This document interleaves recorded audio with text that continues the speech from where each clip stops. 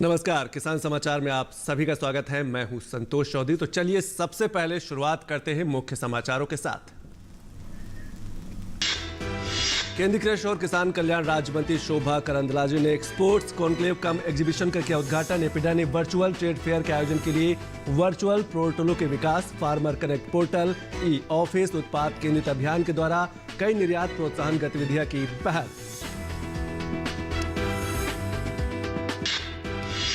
PMGKAY चरण 4 के अंतर्गत देश भर में 56.53% खाद्यान्न का किया गया उठान। PMGKAY चरण 4 के तहत प्रतिशत में सबसे अधिक खाद्यान्नों के उठान के साथ अंडमान और निकोबार देश में रहा शीर्ष स्थान पर।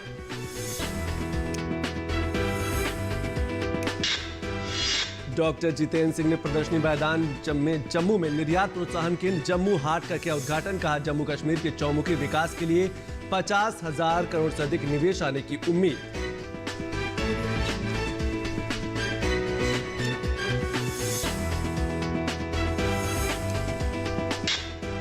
और केंद्रीय विद्युत नवीन एवं नवीकरणीय ऊर्जा मंत्री ने की बैठक। फ्लाई ऐश के उपयोग को बढ़ाने के लिए विद्युत संयंत्रों द्वारा अंतिम उपयोगकर्ताओं को फ्लाई ऐश की आपूर्ति की हुई समीक्षा।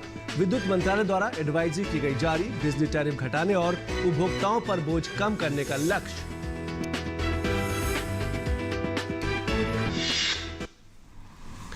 तो चलिए खबरों को विस्तार से देखते हैं। एक्सपोर्ट्स कॉन्क्लेव कम एग्जीबिशन का एक उद्घाटन हुआ, जिसमें केंद्रीय कृषि और किसान कल्याण राज्य मंत्री शोभा करंदलाजे ने इस कॉन्क्लेव का उद्घाटन किया। और मकसद ये था कि केंद्रीय कृषि और किसान कल्याण राज्य मंत्री शोभा करंदलाजे ने एक्सपोर्ट्स कॉन्क्लेव कम एग्जीबिशन का उद्घाटन किया, यानी कि उत्पादों को बाजार तक पहुंचाने का प्रयास किया गया है। वाणिज्य एवं उद्योग मंत्रालय भारत सरकार के तहत आने वाली एक सर्वाधिक संस्था एपिडा के माध्यम से ये एग्जीबिशन यानी कि प्रदर्शनी का उद्घाटन किया गया। एपिडा भारतीय कृषि और प्रसंस्कृत खाद्य पदार्थों के निर्यात को प्रोत्साहन देने वाली एक नोडल एजेंसी की तरह काम करती है। एपिडा बागवानी, फूलों की खेती, प्रसंस्कृत खाद्य पदार्थ, पोल्ट्री उत्पाद के डेयरी व अन्य कृषि उत्पादों के निर्यात को सुविधाजनक बनाने और प्रोत्साहन देने के लिए भी लगातार काम करती रहती है एक जिम्मेदार संस्था के रूप में। इसके साथ साथ एपिडा ने वर्चुअल ट्रेड फेयर के आयोजन के लिए वर्चुअल पोर्टलों के विकास में भी महत्वपूर्ण भूमिका अदा की। Farmer connect portal, e office, उत्पाद केंद्रित अभियान के द्वारा कई निर्यात प्रोत्साहन गतिविधियों की पहल की गई, जिसका फायदा आने वाले दिनों में किसानों को मिलेगा। एपिडा इंफ्रास्ट्रक्चर तैयार करने और राज्यों से निर्यात को प्रोत्साहन देने के लिए राज्य सरकारों के साथ मिलकर काम कर रही है और किसानों की आमदनी को दोगुना करने का प्रयास किया जा रहा है। केंद्र सरकार की एजेंसियों, निर्यात को, FPO सहित प्रमुख हितधारकों को मिलकर लगभग 200 प्रतिभागियों ने इस प्रदर्शनी में हिस्सा लिया। इस कार्यक्रम में विभिन्न एजेंसियों, हितधारकों ने लगभग 25 स्टॉल लगाए थे। अलग अलग उत्पादों के जो 25 स्टॉल लगे थे। इसके साथ साथ आज़ादी का अमृत महोत्सव, प्रगतिशील भारत की स्वतंत्रता के 75 साल और यहाँ के लोगों सांस्कृतिक उपलब्धियों और गौरवशाली इतिहास के बारे में भी लोगों का परिचय कराया गया। प्रधानमंत्री नरेंद्र मोदी ने 12 मार्च 2021 को साबरमती आश्रम से इसका शुरुआत की थी। अहमदाबाद से डांडी मार्च को हरी झंडी दिखाकर आज़ादी का अमृत महोत्सव का शुभारंभ किया था। इसका मकसद था कि अलग अलग जिलों, अलग अलग प्रदेशों में जाकर लोगों को बताया जाए। यह महोत्सव 15 अगस्त 2023 तक जारी रहेगा। आज़ादी का अमृत महोत्सव का उद्देश्य 2047 में भारत के लिए एक विजन तैयार करना है।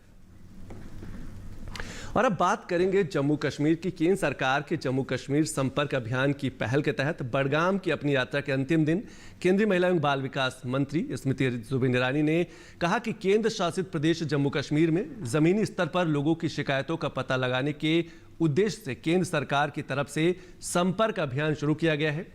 उन्होंने आश्वासन दिया कि इसमें सामने आने वाली मांगों और शिकायतों को त्वरित समाधान के लिए केंद्र के साथ साथ केंद्र शासित प्रदेश जम्मू कश्मीर के स्थानीय निकायों के साथ साझा किया जाएगा। ईरानी ने मालपोरा मगम में बागवानी विभाग के उच्च घनत्व वाले बाग और फल व सब्जी संरक्षण इकाई का भी दौरा किया। इस अवसर पर किसानों के साथ बातचीत करते हुए उन्होंने कहा कि कश्मीर में विश्व में उच्च गुणवत्ता वाले सेब का दूसरा सबसे बड़ा उत्पादक बनने की बहुत बड़ी क्षमता है।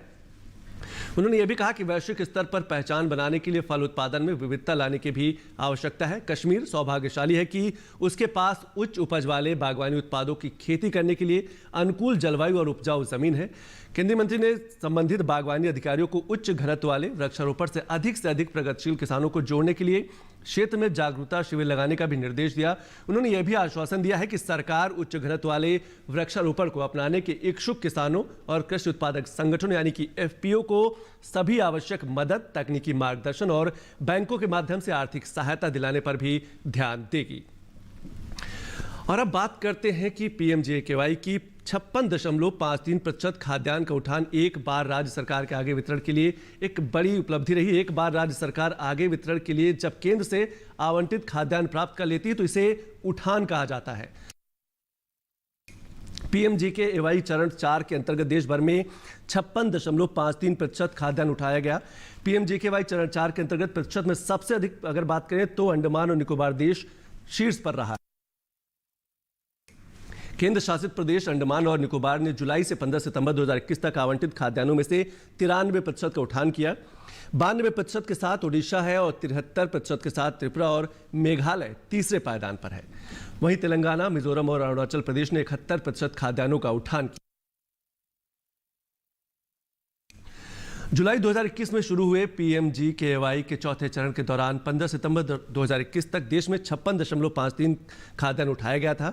चरण 3 की बात करें तो सबसे ज्यादा 98.41% का उठान किया गया है। भारत सरकार अभी तक सभी 4 चरणों में पीएमजीकेवाई के तहत लगभग 600 LMT खाद्यान्नों का आवंटन कर चुकी है। इस योजना के सभी चरणों के अंतर्गत कुल आवंटन की तुलना में 15 सितंबर 2021 तक 82.76% खाद्यान्नों का उठान कर लिया गया है।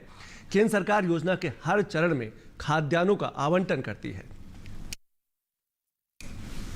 और कृषि भवन में आयोजित पशुपालन और डेयरी विभाग, भारत सरकार और bill and Melinda Gates foundation ने देश की खाद्य और पोषण सुरक्षा का समर्थन करने और भारत के पशुधन क्षेत्र में सुधार लाने के लिए एक बहुवर्षीय समझौता ज्ञापन पर हस्ताक्षर किया है। इस सहयोग के माध्यम से bill and Melinda Gates foundation नई प्रौद्योगिकियों के डिजाइन, वितरण और स्थानीय संदर्भ में प्रासंगिक सर्वोत्तम प्रथाओं के लिए तकनीकी सहायता प्रदान करेगा।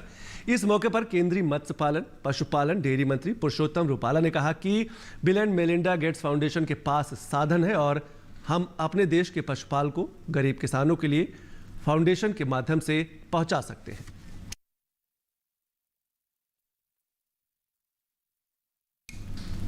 एक बहुत ही अच्छा सुयोग बना है और इसके चलते अंतर्राष्ट्रीय बेस्ट प्रैक्टिसेस को हम हमारे देश के पशुपालकों के लिए उपलब्ध करा पाएंगे।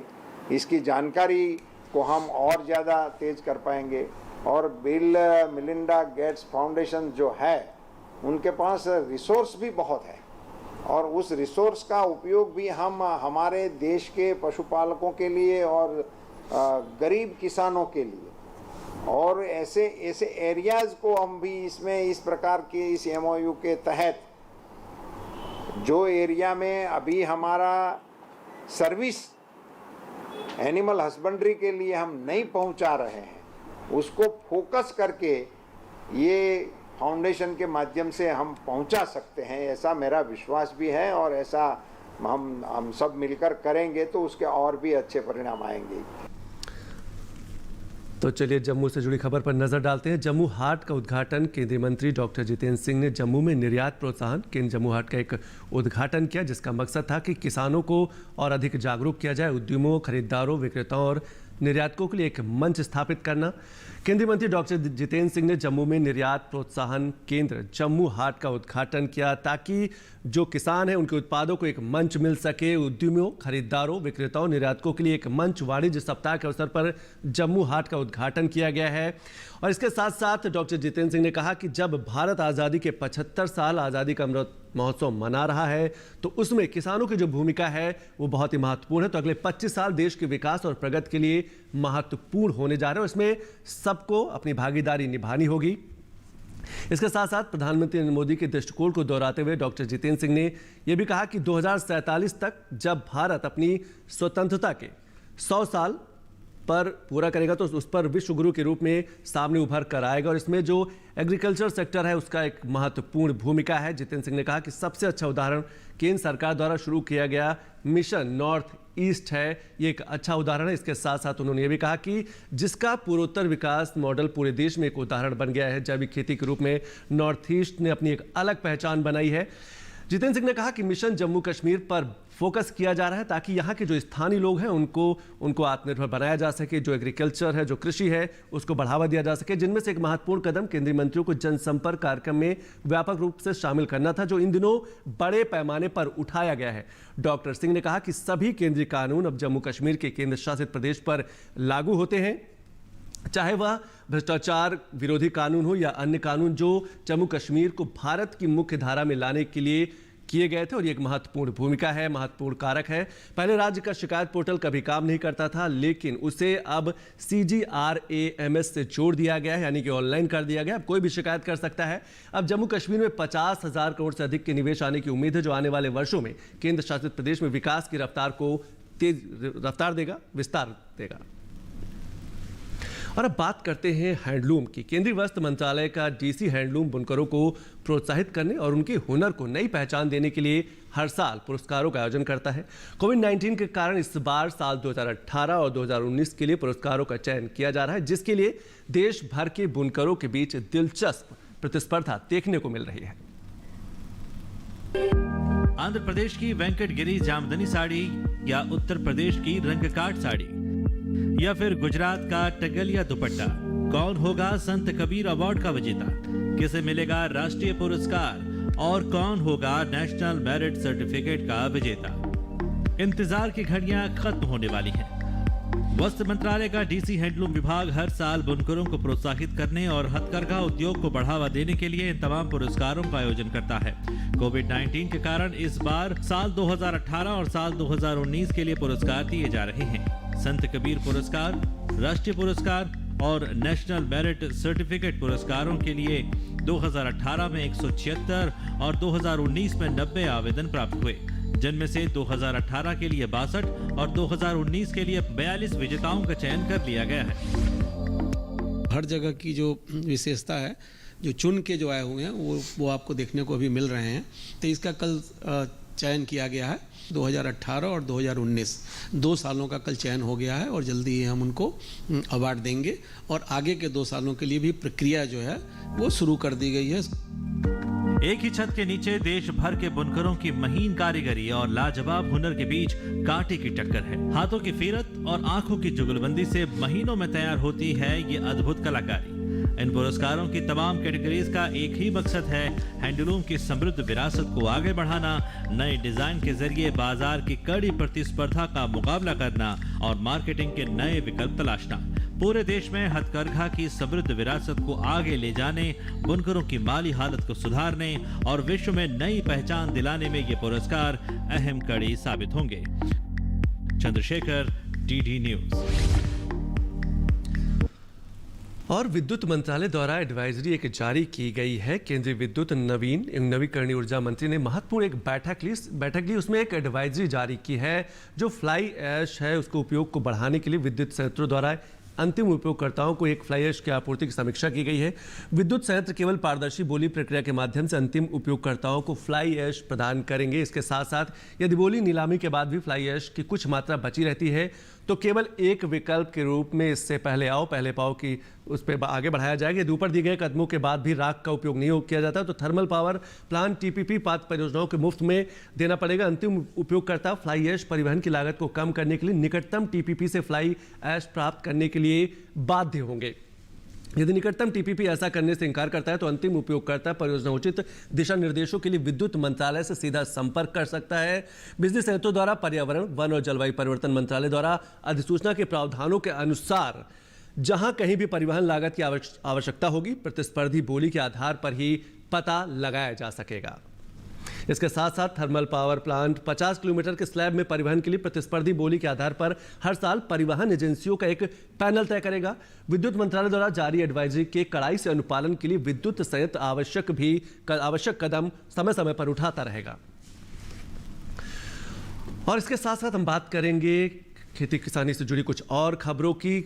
इसके लिए सबसे बड़ी बात यह है कि किसानों को जागरूक रहने की जरूरत है। किसानों की आय तभी बढ़ सकती है जब वो जैविक खेती की तरफ आगे बढ़े। इसके साथ साथ इसीलिए सरकार का लक्ष्य भी निर्धारित किया गया है कि 2022 तक किसानों की आय को दोगुना करना, और किसान जागरूक होंगे तभी उनकी आमदनी बढ़ पाएगी। तो इन दिनों उत्तर प्रदेश में डेंगू मलेरिया जैसी बीमारियां फैल रही हैं, जिसकी वजह से उत्तर प्रदेश के अस्पतालों में डेंगू और मलेरिया से ग्रसित मरीजों की संख्या भी लगातार बढ़ती जा रही है। डेंगू और मलेरिया मच्छरों के जरिए फैलने वाली बीमारियां हैं। ऐसे में मुरादाबाद जिला प्रशासन ने इससे बचाव के लिए एक अनोखा अभियान मुरादाबाद में शुरू किया है, जिसमें प्रशासन ने एक खास किस्म की मछली गुम्बीसिया को बाहर से मंगाया है। यह मछली मच्छरों और उनके लार्वा को खत्म करती है। साथ ही साथ इस मछली की खासियत यह है, ये मछली अंडे न देकर बच्चे देती है। मुरादाबाद प्रशासन द्वारा मुरादाबाद के 3 तालाबों और नालों में इस मछली को छोड़ा जा रहा है, जिससे कि इलाकों में मच्छरों की कमी आएगी और मच्छरों से जनित बीमारियां भी कम होगी। फिलहाल अभी बड़े बड़े नालों में इन मछलियों को छोड़ा जा रहा है।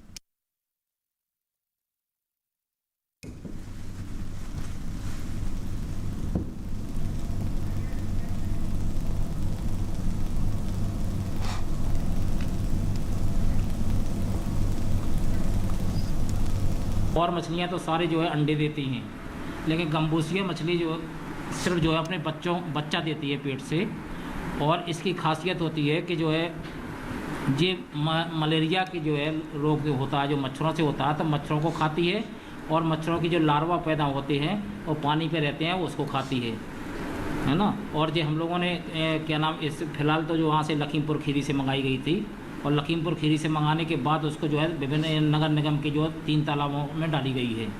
जिलाधिकारी महोदय के द्वारा निर्देश दिए गए हैं कि कम से कम जो है 10-20 हज़ार और मंगवाई जाएँ और किसी एक तालाब में जो है संचित करके जब उनकी और संख्या हो जाए तब जो है कम से कम जनपद के 20 तालाबों में जो है डलवाई जाएँ। वो हम लोग जो अभी जो है बदायूं से अब की बार बदायूं से मंगवाएंगे और बदायूं से मंगवाने के बाद अगवानपुर में एक तालाब चयनित किया गया है, उसमें रखेंगे। इसकी खासियत होती है कि ये स्वतः ब्रीडिंग करती है और लगभग जो है 16 से 28 दिन में कई गुना बच्चे पैदा करते हैं। अगर मान लो हम 10,000 डालते हैं तो कम से कम 30,000 40,000 बच्चे जो है 1 महीने के अंदर हो जाएंगे। तो उसको फिर हम जो है जनपद के विभिन्न तालाबों में ब्लॉक वाइज जो है संचय करेंगे। और पौराणिक महत्व की झीलों को संरक्षित करने के लिए भारत सरकार लगातार प्रयास कर रही है। इन्हीं में से एक है राजस्थान के अजमेर में स्थित 129 साल पुरानी विश्व प्रसिद्ध फाय सागर झील। ये झील आज न केवल अजमेर शहर की प्यास बुझाने का काम कर रही है, बल्कि पर्यटन को बढ़ावा देने के साथ साथ पारिस्थितिकी तंत्र को मजबूत बनाने का माध्यम भी बन रही है। देखते हैं ओपी यादव की खास रिपोर्ट।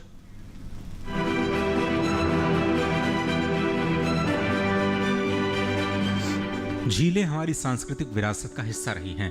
देश के करोड़ों लोगों की आस्था और विश्वास का प्रतीक इन ऐतिहासिक जलीय धरोहरों को स्वच्छ, निर्मल और अविरल बनाए रखने के लिए भारत सरकार मिशन मोड पर काम कर रही है। इन्हीं में से एक है राजस्थान के अजमेर पश्चिम में अरावली की पहाड़ियों की तलहटी में बनी 129 साल पुरानी ऐतिहासिक फॉय सागर झील। कृत्रिम मानव निर्मित इस झील का निर्माण 1892 ईस्वी में अंग्रेज वास्तुकार फॉय ने करवाया था। उस वक्त ये झील सूखे के दौरान अजमेर में पानी की कमी को दूर करने के लिए बनाई गई थी। आज ये झील अजमेर शहर की लाइफलाइन बनकर प्यास बुझाने का काम कर रही है। फॉय सागर के आप चारों तरफ देखेंगे तो अरावली की बहुत ही सुंदर चट्टानें हैं, तो उसकी प्राकृतिक सुंदरता भी फॉय सागर की बहुत ही सुंदर है। फॉय सागर का जो ओवरफ्लो था वो ओवरफ्लो आकर आना सागर में मिलता था, और आना सागर और फॉय सागर अजमेर की लाइफलाइन है। इन्होंने अजमेर को अनेकों वर्षों तक पानी पिलाया है, जिसके पीछे अजमेर का जीवन रहा है। अरावली की खूबसूरत वादियों के बीच मनमोहक रमणीयता के चलते ये झील देशी विदेशी पर्यटकों के लिए सैर सपाटे का महत्वपूर्ण पिकनिक स्पॉट भी है। हमें तो अच्छा लगता है, उनके टाइम घूमना आता है, मतलब फोटोज और मतलब नेचर मतलब बहुत अच्छा है यहाँ का, और इस वजह से आते हैं घूमने और फोटोज खिंचवाने। और good lake and beautiful place, people happy come this place and I am same happy. Beautiful place, nice place. Yes, I like it. अंतर्राष्ट्रीय भूगर्भ विज्ञान विशेषज्ञ डॉक्टर शिव सिंह राठौर के अनुसार भारत की ऐतिहासिक झीलों में से एक इस झील को आज वेटलैंड के रूप में विकसित करने की जरूरत है, ताकि पारिस्थितिक तंत्र को सुदृढ़ किया जा सके।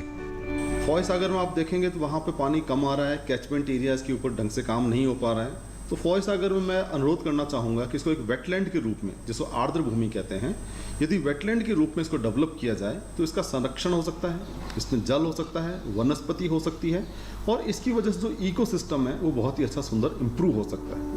गौरतलब है कि फाय सागर झील की मूल क्षमता 15 मिलियन क्यूबिक फीट है और इसका पानी 1.4 करोड़ वर्ग फीट में फैला हुआ है। ये झील यहाँ जलापूर्ति के अलावा जलीय जीवों और पक्षियों के पर्यावास के साथ साथ मजहबी एकता के विश्व प्रतीक अजमेर शहर की खूबसूरती में भी 4 चांद लगा रही है।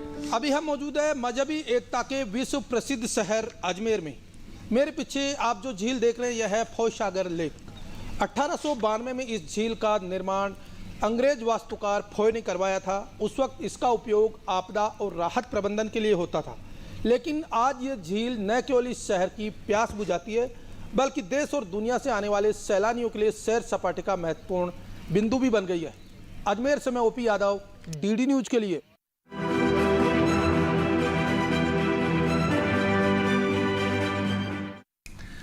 आयुष्मान भारत योजना के 3 वर्ष पूरा होने पर केंद्रीय स्वास्थ्य मंत्री मनसुख मांडविया ने ट्वीट कर कहा कि प्रधानमंत्री नरेंद्र मोदी जी की सोच अंतिम छोर पर खड़े व्यक्ति का जीवन स्तर ऊंचा करने की रही है। आयुष्मान भारत योजना से करोड़ों लोगों को मुफ्त इलाज की सुविधा उपलब्ध हुई है और निरंतर यह योजना गरीबों के लिए वरदान साबित हो रही है।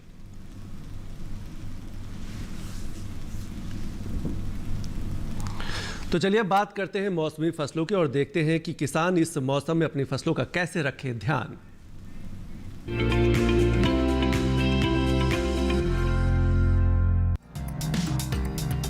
आंध्र प्रदेश में धान की बुआई कर सकते हैं। धान के खेत से जल निकासी का प्रबंध कर ले। यही धान के खेत में जरूरी उर्वरक डालें। साथ ही मूंग की बुआई करते रहें। वहीं किसान उड़द की बुआई करें। इसके अलावा चने की बुआई कर सकते हैं। यहीं कपास के खेत में जरूरी उर्वरक डालें। कपास के खेत से पानी की निकासी की उचित व्यवस्था कर ले। इसके साथ ही कपास की रुपाई करें। वहां मक्के के खेत से जल निकासी का प्रबंध कर सकते हैं। आंध्र प्रदेश में अरहर के खेत से घास फूस निकालते रहे। अरहर के खेत से ही पानी की निकासी की व्यवस्था करते रहे। साथ ही अरहर के खेत में पर्याप्त नमी बनाए रखे। आंध्र प्रदेश के किसान भिंडी के खेत में सिंचाई करते रहे। अभी पपीते की बुआई कर सकते हैं। कर्नाटक में उड़द की कटाई कर ले। किसान टमाटर और बैंगन की बुआई कर सकते हैं। वहीं मूली की बुआई करते रहे। कर्नाटक में आम की रुपाई कर ले। अभी धान की रुपाई कर सकते हैं। धान के खेत में जरूरी उर्वरक डालते रहे। साथ ही धान के खेत से जल निकासी का प्रबंध कर ले। धान के खेत में सिंचाई करे। यहाँ गन्ने के खेत में सिंचाई करते रहे। गन्ने के खेत से खरपतवार निकाल सकते हैं। कर्नाटक के किसान मूंग की कटाई कर ले। इसके साथ ही अरहर के खेत में निराई करते रहे। अरहर के खेत में पर्याप्त नमी भी बनाए रखे। कर्नाटक के किसान प्याज के खेत में गुड़ाई कर सकते हैं। वहाँ पपीते के खेत में जरूरी उर्वरक डाले।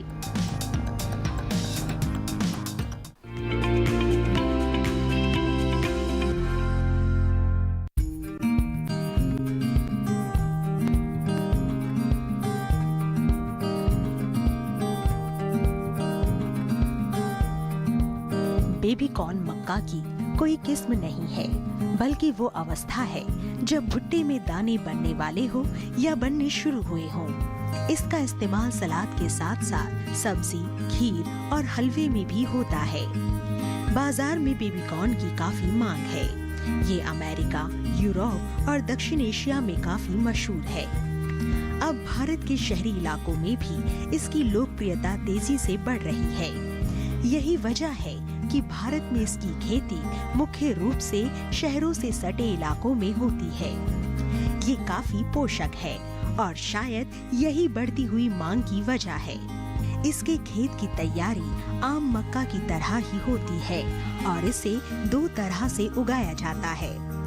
आदर्श अवस्था में 1 हेक्टेयर में 58,000 पौधे लगाए जाते हैं। इस पद्धति में स्वीट और बेबी कॉर्न दोनों ही प्राप्त होते हैं। दूसरी पद्धति में 1 हेक्टेयर जमीन पर पौधों की संख्या 1.25 लाख के करीब होती है। इसमें तमाम भुट्टे बेबी कॉर्न के रूप में इस्तेमाल किए जाते हैं। बेबी कॉर्न के लिए 1 हेक्टेयर जमीन पर 20 से 25 किलोग्राम बीज की जरूरत होती है। 1 हेक्टेयर के लिए 1.5 से 2 क्विंटल नाइट्रोजन 3 बार में डालना होता है। इसकी फसल अमूमन 50 से 60 दिन में तैयार हो जाती है। तुड़ाई पर खास ध्यान देने की जरूरत है, क्योंकि भुट्टा बहुत तेजी से बढ़ता है। इसलिए इसे जितना जल्दी हो सके बाजार भेज देना चाहिए। सुबह का समय तुड़ाई के लिए उपयुक्त है। पौधों में बाल यानी झंडा निकलते ही तोड़ दें और 3 दिन में 1 बार तुड़ाई कर लेनी चाहिए। इस तरह एक फसल के लिए औसतन 7 से 8 तुड़ाई पर्याप्त होती है। 1 हेक्टेयर में 15 से 19 क्विंटल तक बेबी कॉर्न हो सकते हैं। भुट्टे तोड़ने के बाद पौधों को हरे चारे के रूप में इस्तेमाल किया जा सकता है या इसे बेचकर अतिरिक्त आमदनी प्राप्त की जा सकती है। 1 हेक्टेयर से किसान को 250 से 400 क्विंटल तक हरा चारा मिल सकता है। दिल्ली के आसपास के इलाकों में किसानों ने बेबी कॉर्न प्रसंस्करण के संयंत्र भी लगाए हैं। प्रसंस्करण के बाद बेबी कॉर्न के दाम भी अच्छे मिलते हैं और इसे लंबे समय तक भंडार करके रखा भी जा सकता है।